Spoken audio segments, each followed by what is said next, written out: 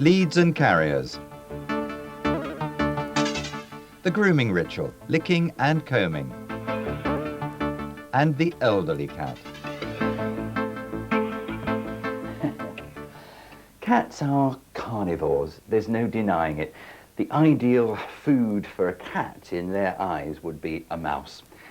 And so when you look at the components of what make up a mouse, they are very high in protein, quite high in fat, and there's hardly any sugar or carbohydrate there. So when the cat metabolizes its diet, when it's chewed up and it goes through its body and the metabolism starts working, as a result, they are not like us, and they use that protein and that fat in a way that we use carbohydrate. We use carbohydrate for energy. They, sure enough, use protein to build up muscles and to use the enzymes, and they use the fat as well as we do, but they also use that protein for a source of energy, and so they burn it off, and as a result there's a lot of waste products from that protein, and that means the cat's kidneys get hammered throughout their lives, poor things.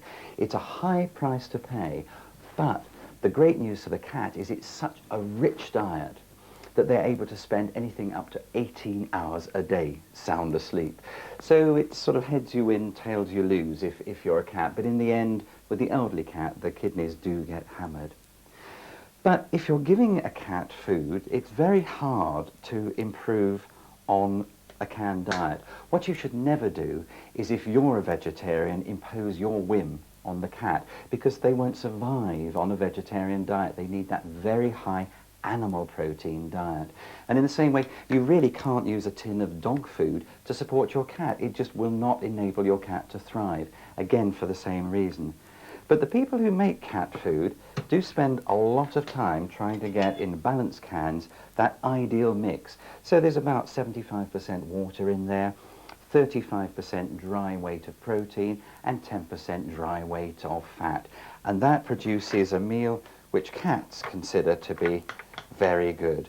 But if you say to me, well, surely people fed cats on meat and fish and things like that in the past, why on earth are you just going for convenience food now? The straight answer is that it's actually quite hard to get a good balanced mix. The simple reason being, you're not just giving them high protein, you're also giving them, here we are, pussycats, you're also giving them a balance of amino acids and fatty acids in there. It's getting that balance right that makes all the difference to these cats. For example, if you give your cats a diet which is deficient in taurine, they will go blind. So think how you're doing it if you gave them just a diet all of liver all the time. And that happened in Australia for a while to some cats, and they were dying in their hundreds until people realized there was just too much vitamin A. So mixing the diet up can be harmful to the cat. And the good old standby of fish, of course cats love fish. But if you just give the wrong type of fish and you give it in a raw state, it can be too high in something called thiaminase, which bashes for six the thiamine in the cat's diet, which the cat needs to keep going. So of course you have to cook the fish. So it's a case of getting the balance right, and it must be said it is quite hard to beat the good old tin.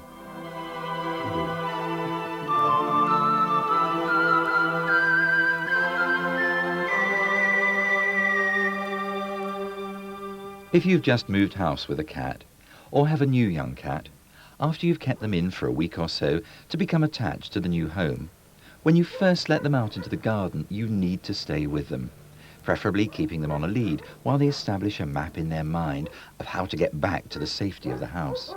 Let them out alone too soon, and they could become lost if they're startled by something, like the neighbour's dogs on venturing into the next garden.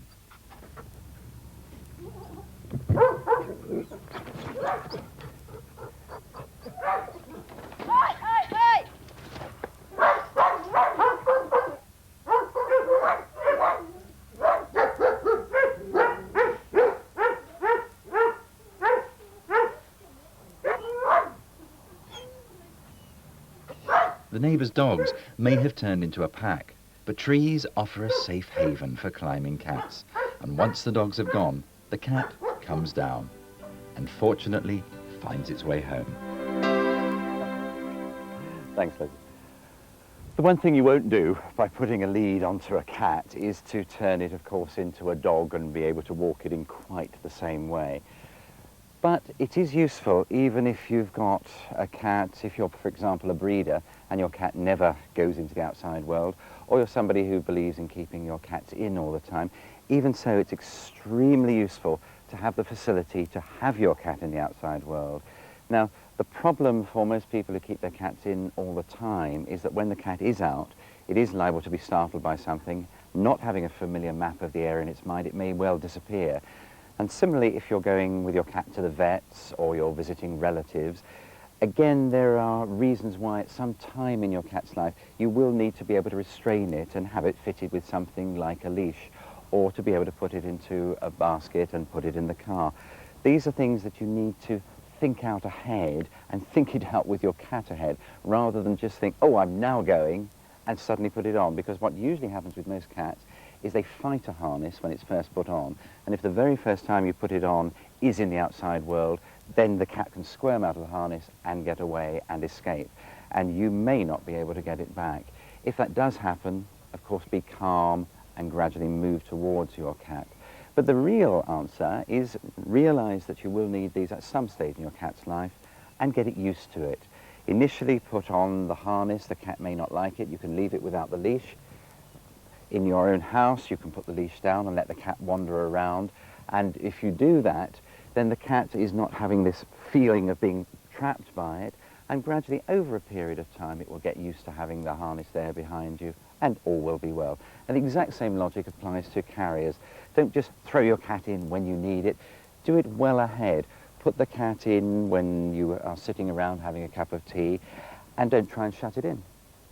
The cat will just get used to it as a little basket, and from time to time, shut the door, walk it around the house, and gradually build it up to that point. The same with your car, introduce it, don't drive the car anywhere, and gradually all of these things by habituation get the cat to a point that they don't get into an excited state.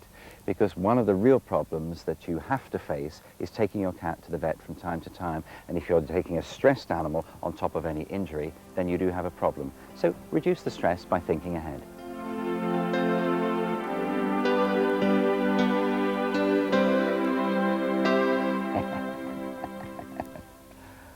As you can see, KO is a very lively Burman.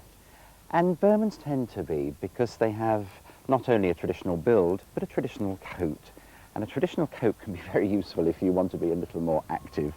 They do have the advantage as well for us in enabling us not to have to go through a daily ritual every single day to comb them.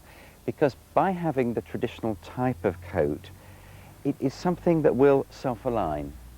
And in that self-alignment, you don't need all of the tender, loving activity of this comb. But do bear in mind that as well as the spines of the comb, the cat's tongue has spines itself.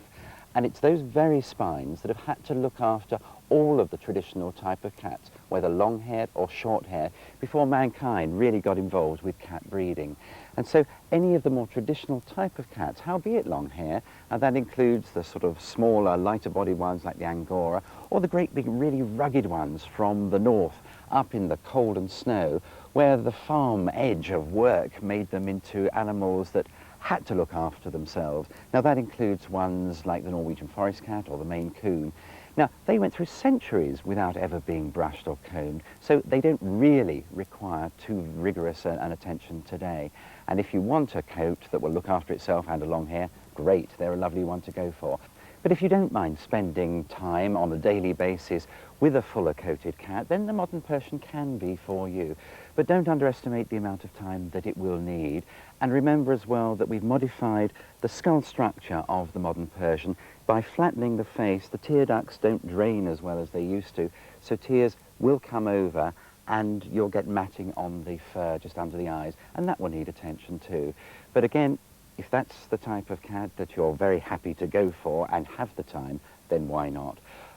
But if against either of that or the other long hairs, you really want something that you consider much more practical, a short hair cat, well, there's a great range, of course, again, from the Siamese through to the good old domestic Tom. And again, that's an animal that has looked after itself through the centuries without any attention from brushes, and the licking has been quite sufficient to clean it. But that doesn't mean you should never brush them, because it can be quite a useful indicator of whether there are things like parasites around. So put a square of white paper down, put your cat on the paper, brush away from time to time, and if you find any black flecks, the telltale droppings of fleas, you will have to look after both your cat and your house.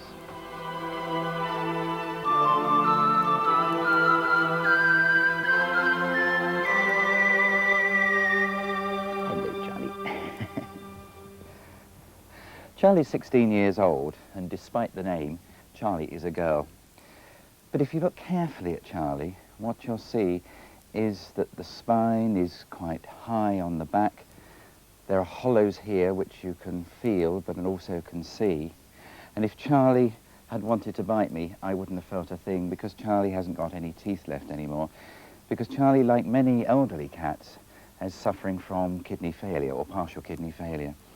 And it's the thing that in a cat's life is usually the killer, because they live on a high protein diet, and of course that protein diet is hitting the kidneys, so at the end of their days most cats are going to succumb to that, and the signs are quite obvious. But don't despair if you've got an elderly cat, because Charlie is the living proof that there is good life in an old cat, because Charlie's now been having this condition for at least 6 years as the sides have been getting in. It's been a fairly long drawn out process, and during that time Charlie has remained the top cat in her household. If you have an elderly cat, you should look for signs of weight loss. But as the onset can be gradual, weighing your aging cat every 3 months can give early warning. Weigh yourself, then hold your cat, and the difference will give you the cat's weight. Look also for signs of reddening of the gums above the teeth. And if you suspect a problem, consult your vet. Cats wear age with great dignity. While 12 to 14 years is a good age for a cat, and few live above 16, some will make it into their 20s. Although they become less active, their walking stiffer, their coat less lustrous, they still enjoy snoozing in the sun. Life can be good for an old cat.